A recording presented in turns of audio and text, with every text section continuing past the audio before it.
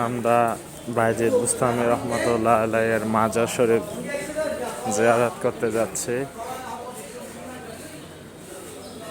বাইজিদ বুস্তামি রহমতুল্লাহ আলাইহ একজন আল্লাহর অনেক বড় আল্লাহ ওলি ছিল, যিনি মায়ের দোয়ায় এত বড় আল্লাহর ওলি হয়েছেন।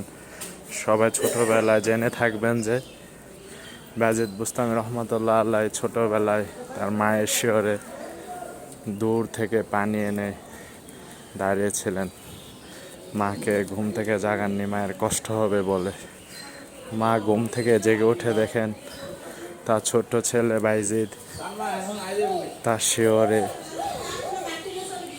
গ্লাসে পানি হাতে বসে আছে। মা ওনার জন্য প্রাণ খুলে দোয়া করেন, আল্লাহ তাআলা মায়ের দোয়ার বরকতে ওনাকে